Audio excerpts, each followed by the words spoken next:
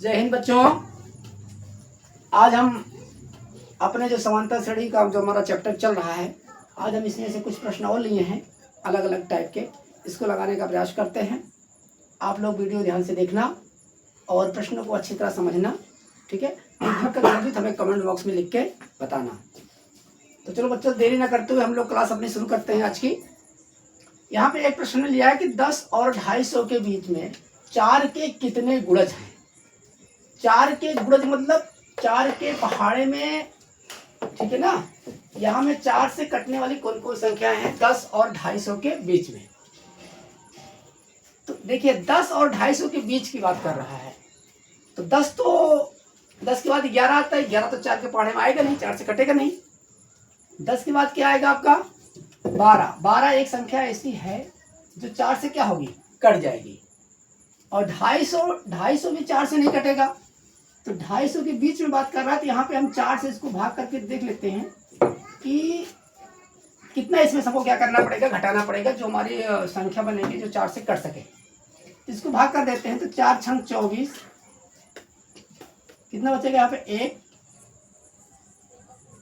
4 दूनी 8, 2 यहाँ पे 250 से क्या करेंगे हम, 2 का क्या करेंगे हम घटा देंगे।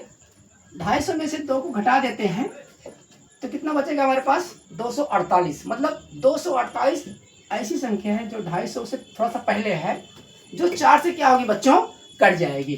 तो यहाँ पे हमारा जो एपी बनेगा, ठीक है, एपी हमारा क्या बनेगा 12। और यहाँ पे 4 के गुणज है, मतलब 4 4 का आपके पास क्या है, जैसे 4 के पहाड़े में आ रहा है तो 4 4 आपका क्या हो जाएगा बच्चों, यहाँ पे 4 ही आपका सार्वंतर हो जाएगा। तो 12 4 कितना बन जाएगा ये आपका 16, 16 4 कितना बन जाएगा 20।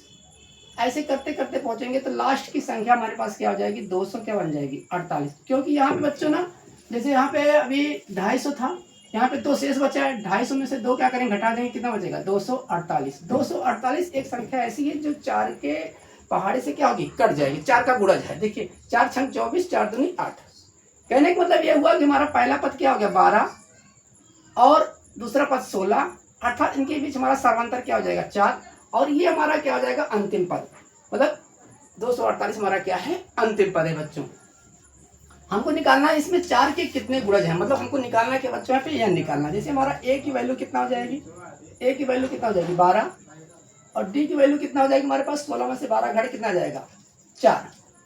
हमको निकालना क्या है, एन इक्वल क्या होता है a plus n minus 1 into D.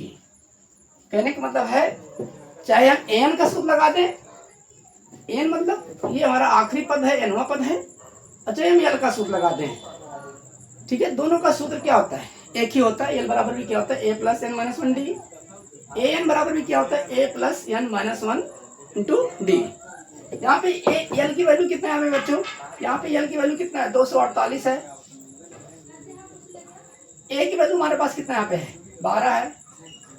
और एन क्या करना हमको निकालना है, और डी की वैल्यू हमारे पास कितना है 4 है। यहाँ से पहले इस 12 को हम ना क्या करते हैं ना, इधर घटा देते हैं। तो 248 माइनस क्या हो जाएगा 12, यहाँ पे क्या बचेगा एन माइनस 1 इंटू कितना बचेगा 4। अब इसको अगर यहाँ पे हम घटा देते हैं, इस को हम यहाँ ले लेते हैं, तो 248 में से 12 घटाएं कितना बच जाएगा हमारे पास है 208 में से 2 कितना आ जाएगा 6, 4 में से 1 कितना आ जाएगा 3, यानी हमारा कितना हो जाएगा 236। 236 की वैल्यू किसके बराबर है, यानी माइनस 1 इंटू किसके है 4 के। अब इस 4 को हम इधर भेज देते हैं, 4 को इधर भेज देंगे तो 4 एक गुणे में क्या हो जाएगा भाग में। यहाँ पे कितना हो जाएगा यानी माइनस 1, 4 के पहाड़े देखो कटता है, कितना हो जाएगा 4 5 6 20, 3 बचेगा 4 9 36। तो एन माइनस 1 कितना हो जाएगा 59। तो एन की वैल्यू कितना हो जाएगी बच्चों 59 प्लस 1, यानी एन की वैल्यू कितना हो जाएगी 60। मतलब इसमें इस प्रश्न में 4 के कितने गुणज हैं बच्चों, 4 के 60 गुणज हैं। कितने गुणज हैं 4 के कितने गुणज हैं 60 गुणज हैं। तो ये हमारा क्या हो गया बच्चों आंसर हो गया। इस तरह का कोई भी प्रश्न पेपर में आपको क्या कर सकता है, दे सकता है, डाटा बदल सकता है, यहाँ पे डिजिट आपको बदल सकता है, लेकिन तरीका क्या रहेगा बच्चों यही रहेगा। चलो इसी क्रम में आगे बढ़ते हैं हम लोग बच्चों। दूसरा प्रश्न देखते हैं यहाँ पर। सबसे पहले हमारा सबसे इंपॉर्टेंट काम क्या होता है बच्चों ना, कि प्रश्न की लैंग्वेज को समझना। अगर आप प्रश्न की लैंग्वेज को समझ जाते हैं तो आपके लिए सवाल क्या हो जाएगा, एकदम से आसान हो जाता है बच्चों। जैसे यहाँ क्या दिया गया है कि 3, 8, 13 डॉट डॉट करके एकदम अंतिम पद कितना है, 253 है। अंतिम पद से, ये अंतिम पद है, अंतिम पद से 20वां पद क्या करना, हमको ज्ञात करना है। अब इसमें पहला पद क्या है, 3 है। देखिए हमको आगे से नहीं पूछ रहा है, हमसे किधर से पूछ रहा है, अंत से पूछ रहा है, अंत से 20वां पद। जब अंत से 20वां पद पूछेगा तो ये हमारा पहला पद बन जाएगा, ठीक है ना, ये हमारा पहला पद बन जाएगा।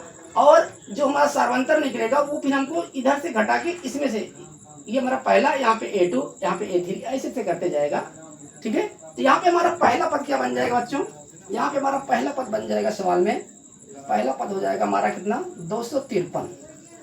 क्या बन जाएगा, 253। और यहाँ पे जो हमारा ये D निकलेगा, D हमारा 3 में से 8 घटेगा, 8 में से 3 नहीं घटेगा, क्योंकि इधर से हम लोग श्रेणी हमारी इधर से बन रही है, इधर से बन रही है, तो सबसे आखिरी पद 3 है हमारे पास यहाँ पे, ठीक है। तो 3 में से 8 घटाएंगे, कितना आ जाएगा हमारे पास, D की वैल्यू हो जाएगी -5। अर्थात हमारा D का मान कितना आ गया बच्चों, -5। A की वैल्यू कितना हो गई, 253। हमको निकालना क्या है कि 20वां पद का मान निकालना है। तो 20वां पद के मान के लिए अगर हमको जैसे A20 निकालना है, तो हमने बताया था आपको 20वां निकालना है, तो A प्लस कितना करना है आपको, 19D करना है। A प्लस कितना करना है आपको, 19D करना है। A की वैल्यू कितना आपके पास है, ये आपका प्रथम पद बन गया है 253, 19, और D की वैल्यू कितना आपके पास है, -5 है। तो 253, अब इसको हम गुणा कर लेंगे तो प्लस माइनस क्या होता है, -19 पचे कितना होता है, 95, 5 9 45, 5 के 5 5 और 9 95। अब इसमें क्या करेंगे, इसको घटा देंगे। 13 में से 5 कितना जाएगा बच्चों, 8, और 13 में से 5 गया 8, यहाँ कितना बचा 4, 14 में से 9 कितना आ जाएगा हमारा, यहाँ पे 5, यहाँ कितना बचा 1, कितना आ गया हमारे पास 158। मतलब हमारा जो अंत से 20वां पद है, अंत से 20वां पद, अंत से 20वां पद, अंत से 20वां पद का मान क्या हो जाएगा बच्चों, 158। कितना हो जाएगा बच्चों, 158।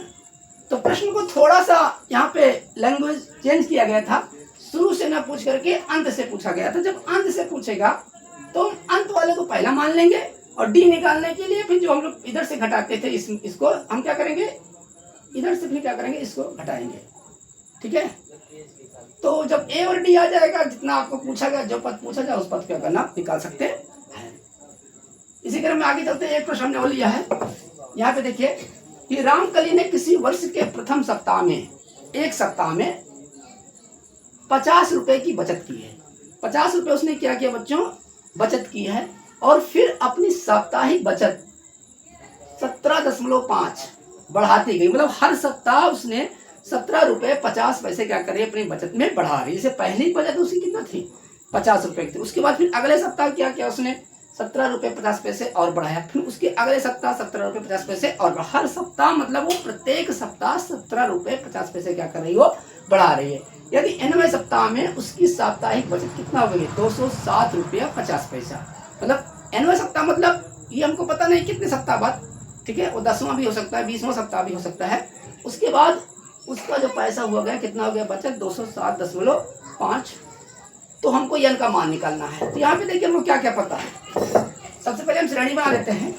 जैसे देखिए श्रेणी क्या बन जाएगी हमारी, कि पहले सप्ताह में बचत कितनी थी उसकी, 50। अगले सप्ताह में कितना हो जाए, कितना बढ़ रही है, 17.50 पैसे, 17 रुपये 50 पैसे हो रहा है। तो 50 में इसको जोड़ दें, कितना जाएगा, 67.5, ठीक है। ये दूसरे सप्ताह हो गया। ऐसे करते करते तीसरे सप्ताह का आएगा, फिर चौथे का आएगा, फिर पांचवें का आएगा। ऐसे करते अंतिम सप्ताह कौन सा आपके पास, अंतिम सप्ताह में कितना बचत कर रही है, 207.5, ठीक है। अब आप यहाँ देख सकते हैं श्रेणी हमारी क्या होगी, बनके तैयार हो गई है। अब इसमें देखिए, इसमें हमारे पास पहला पद क्या हो रहा है, 50। डी हमारे पास क्या होगा, जो यही बढ़ रहा है 17.5, यही हमारा क्या है, डी है। इसको घटा के भी निकाल सकते हैं यहाँ से। तो डी की वैल्यू कितना आ जाएगी हमारे पास, 17.5। और ये जो अंतिम पद है इसको एनवा पद भी मान सकते हैं। कितना हमारे पास है, 207.5। अब हमको निकालना क्या है, यन का मान निकालना है, कितने सप्ताह बाद ऐसा होने वाला है, ठीक है। तो अब यहाँ पे हम सूत्र क्या लगा देते हैं, an का सूत्र लगा देंगे। तो an की वैल्यू कितना है हमारे पास है 207 दशमलव कितना है, इतना। n का सूत्र क्या होता है a plus n minus 1 into D equal कितना है 207.5। ठीक है। अब यहाँ पे ध्यान दीजिए कि हमको यह निकालना है। अब यहाँ पे a का मान भी रख सकते हैं और d का मान भी, हमको a का मान भी पता है, d का मान भी पता है। आराम से यहाँ a का मान रखेंगे, यहाँ d का मान रखेंगे, सबको कैलकुलेट करेंगे और n का मान क्या करेंगे बच्चों यहाँ से हम निकाल लेते हैं। तो सबसे पहले यहाँ पे a का मान रख देते हैं। a का मान कितना हमारे पास है 50, d का मान हमारे पास कितना है 17 दशमलव कितना है 5, यहाँ पे कितना हो गया 207.5। अब देखिए, अब चाहे इस 50 को पहले इधर भेज दें हम, चाहे 50 से यहाँ गुणा कर दें। ठीक है, सॉरी 17.5 से यहाँ अगर हम गुणा कर दें तो इस 50 को पहले हम इधर भेज देते हैं। चलो तो n माइनस 1 17.5, ये देखो 50 प्लस में है, इधर क्या बन जाएगा माइनस में। 207.5 में से 50 रुपये क्या होगा घट जाएगा। क्योंकि देखो ये पूर्णांक है, यहाँ दशमलव में 5 है, हम चाहें तो यहाँ दशमलव 0 लगा सकते हैं इसे। तो 5 में से 0 गया कितना जाएगा 5, 7 में से 0 जाए कितना जाएगा 7, यहाँ 0 10, 10 में से 5 गया 5, 157 दशमलव कितना आ जाएगा हमारे पास 157 दशमलव हो जाएगा 5। कितना हो जाएगा 157.5। ये हमारा किसका यहाँ से घटा के आ गया। अब यहाँ पे देखिए क्या क्या हमारे पास है n माइनस 1 गुणे में कितना 17 दशमलव कितना हो जाएगा 5। अब n माइनस 1 की वैल्यू अगर निकालना चाहेंगे तो ये इधर गुणा इधर क्या बन जाएगा भाग बन जाएगा 157.5 बटे में कितना हो जाएगा 17.5। अब यहाँ देख सकते हैं आपकी यहाँ पे दशमलव एक अंक पे, यहाँ भी दशमलव क्या एक अंक पे है, तो इन दशमलव को क्या कर सकते हैं कट कर सकते हैं। और कट करने के बाद यहाँ पे हमारा कितना हो जाएगा ये 117.75, यहाँ पे कितना हो जाएगा 175।